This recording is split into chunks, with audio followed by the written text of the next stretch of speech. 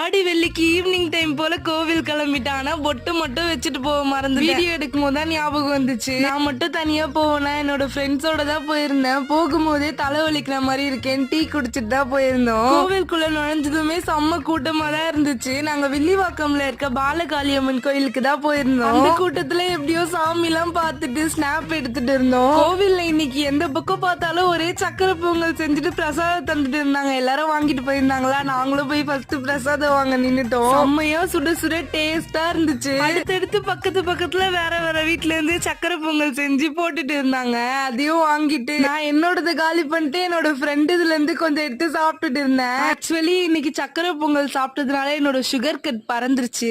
சாப்பிட போனோமா கோவிலுக்கு போனோமான்னு எங்களுக்கே தெரியல. இந்த மயில் இறகுல கொஞ்சம் மந்திரிக்கிற மாதிரி பண்ணுவாங்கல்ல, அதெல்லாம் எனக்கு பண்ணிட்டு இருந்தாங்க. நீங்க இந்த மாதிரி யார் கூட கோவிலுக்கு போயிருக்கீங்க, மறக்க முடியாத எக்ஸ்பீரியன்ஸ் இருந்தா அவங்கள டேக் பண்ணி கமெண்ட் பண்ணுங்க.